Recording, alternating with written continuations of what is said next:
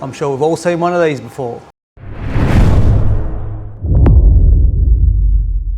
Nah, now honestly, these things aren't terrible.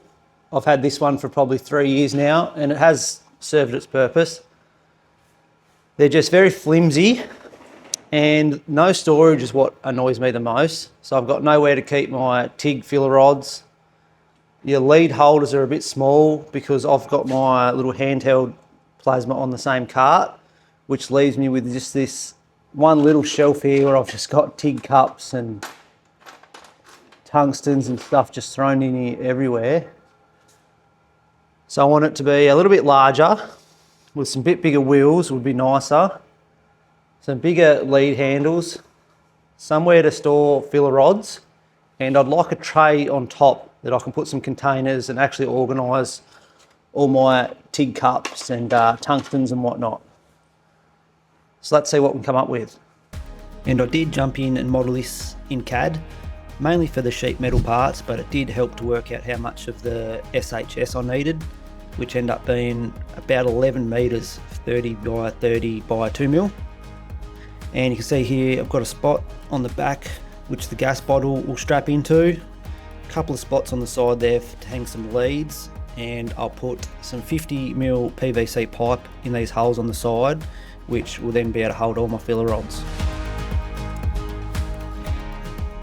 So I reckon we start with getting all the box section cut out for the main frame, and I've set the bandsaw up here so that my behind is in very close proximity to this heater because it is 2 degrees outside. But anyway, let's get it done.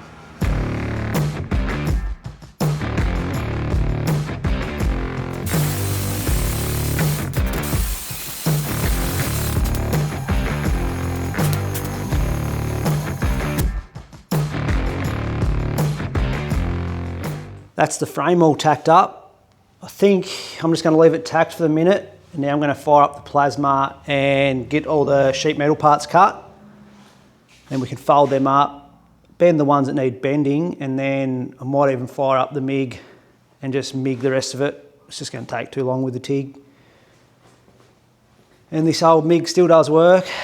It's starting to show its age now. I would like to upgrade it, but it's just not high on the priority list at the moment. It still works, so we might bust that out later and burn all this in.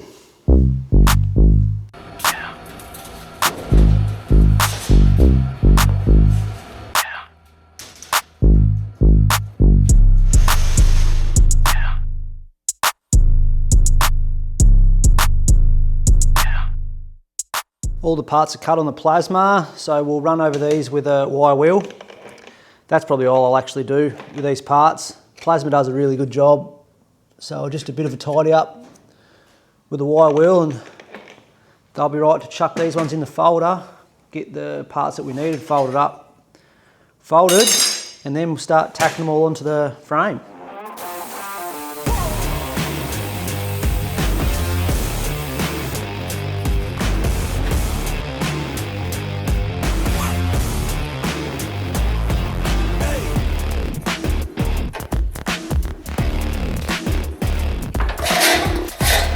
Let's burn this frame in and then we'll start getting some of these sheet metal parts fitted.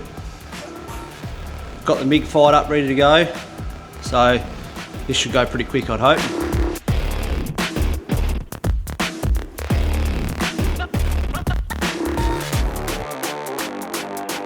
Well, I jinxed myself saying that the MIG welders still works good, because I don't think I just got a full bead in without it cutting in and out. Anyway, it worked enough to get the job done, and it's only a frame, it doesn't have to be perfect. I mean, we're definitely going to do the job. So I've got the TIG back out, and we'll start getting these sheet metal parts welded on.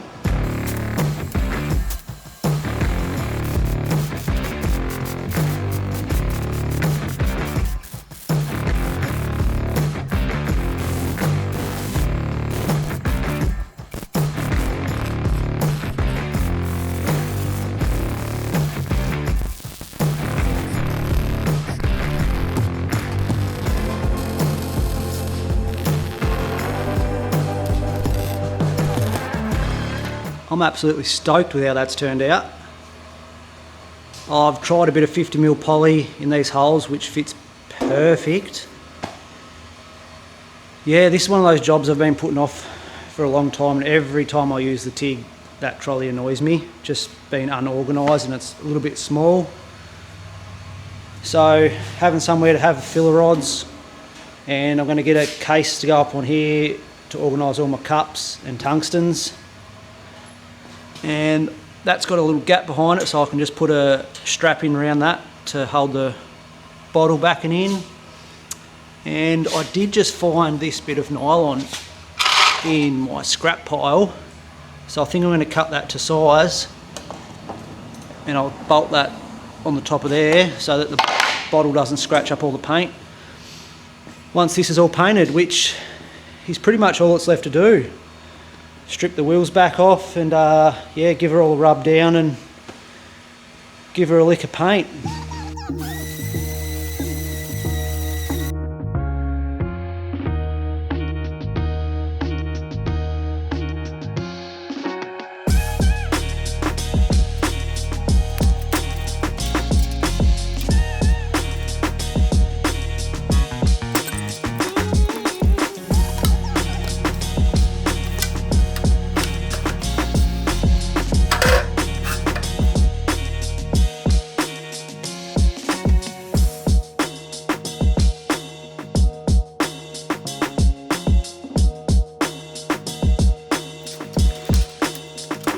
I'm loving this even more now I've got everything installed on it. Chuck these little caps on the top here with dividers so that I can have my two different size of fillers. So I've got my 2.4 rods and 1.6, I think they are, alley rods in either side, just to keep them a bit more organised. I've got a bit of pinch weld in behind the bottle here. So when I made this cutout for the bottle, I made it 5mm larger than it had to be to account for the thickness of the rubber. And that all lines up perfect, as you can see there. And that bottle's just got the one strap around it, and that's nice and sturdy. And got that bit of nylon that we spoke about is on there now. It's just heaps better, being a bit bigger, so the leads and all that fit on there heaps nicer. And yeah, being able to organise everything on the top here. Don't know if this is how I'll end up organising it, but I started putting my tungstens and TIG cups and whatnot in there so they're not just all scattered on a shelf. My brushes for aluminium and some welding gloves. I think it's turned out pretty good. And I tried to do this on a budget too, so I pretty much only had to buy the 30 by 30. The rest of it was just all scrap stuff I had laying around in the shed, so it was nice to use up a bit of that also.